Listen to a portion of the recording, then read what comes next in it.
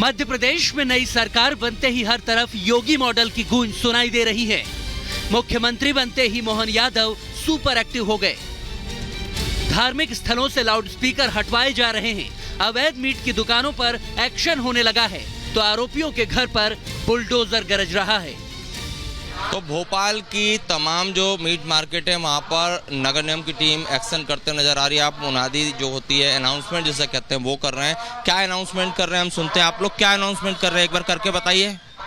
सभी दुकानदारों को सूचित किया जाता है 7 दिन के अंतर्गत सभी मीट शॉप वाले अपना लाइसेंस रिन्यू करवा लें और जिसके पास लाइसेंस नहीं है वह लाइसेंस बनवा लें। एवं आप सभी दुकानदारों को यह भी निवेदन किया जाता है कि जब आप मीट कटिंग करें तो आपकी दुकान के बाहर लाइसेंस के नॉर्म्स के अकॉर्डिंग व्यवस्थाएं होनी चाहिए, गिलास लगा होना चाहिए, तभी आप मीट कटिंग करें। एवं आप सभी नॉर्म्स के अकॉर्डिंग अपनी मीट शॉप चलाएं, अन्यथा 7 दिन के अंदर आपके चालानी कार्रवाई की जाएगी। सुशासन का संकल्प और अब नए कंधों पर जिम्मेदारी देकर बीजेपी ने यह साफ कर दिया है कि अपराध और भ्रष्टाचार का सफाया ऑन द स्पॉट होगा।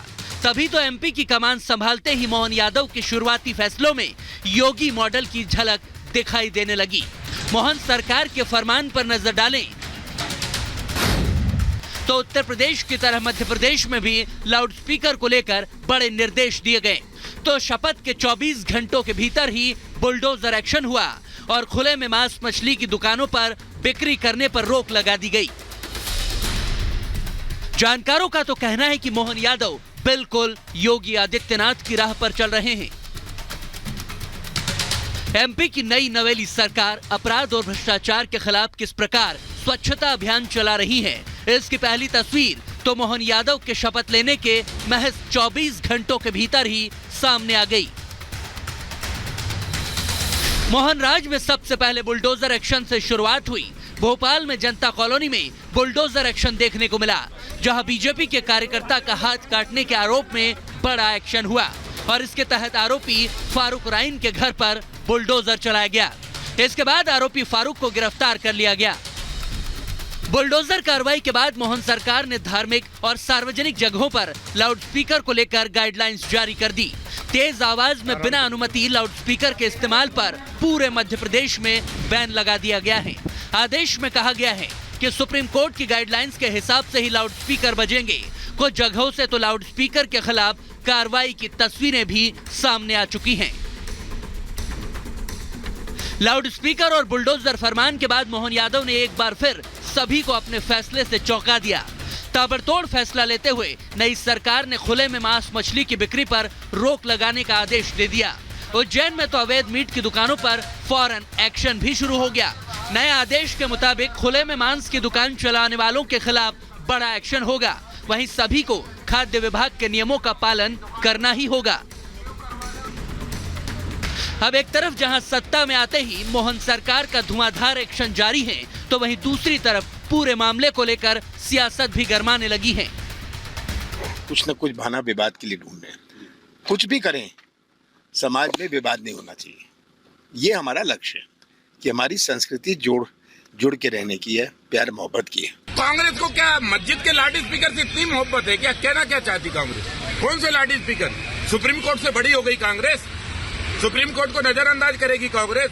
लाउड स्पीकर ध्वनि नियंत्रण कानून है भारत में, कोलाहल एक्ट है, उस एक्ट का पालन नहीं करेंगे। और अगर सरकार ने निर्णय लिया तो उनको हर चीज पर आपत्ति होने लगी। कांग्रेस से पूछ कर करेंगे। अपराध और भ्रष्टाचार पर मोहन सरकार का हथौड़ा पड़ते ही जनता गदगद हो उठी। ये स्वागत योग्य कदम है और स्वागत योग्य निर्णय है और हमें अब ऐसा लग रहा है कि एमपी में भी योगी जैसा सीएम हमें मिला है।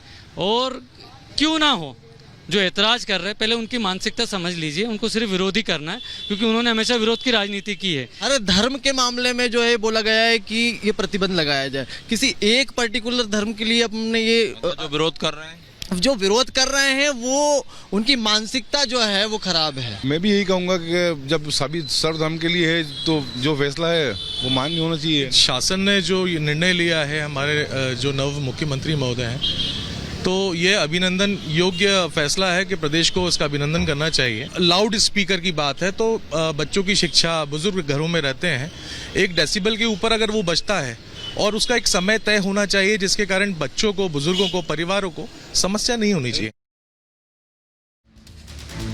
बहरहाल अब सवाल यह है कि क्या हिट सीएम बनने का फॉर्मूला योगी मॉडल ही है?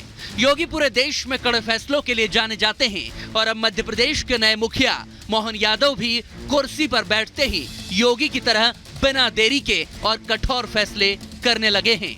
मैंने सभी धार्मिक स्थल की बात कही है। हमने कहा कि धार्मिक स्थल पे अगर कोई इस सीमा का उल्लंघन करेगा तो उसके लिए कार्रवाई करेंगे। सबसे बड़ा सवाल तो यह है कि क्या मध्य प्रदेश के नए सीएम मोहन यादव उत्तर प्रदेश के मुख्यमंत्री योगी आदित्यनाथ के नक्शे कदम पर चलने वाले हैं? Bureau report, Republic Bharat.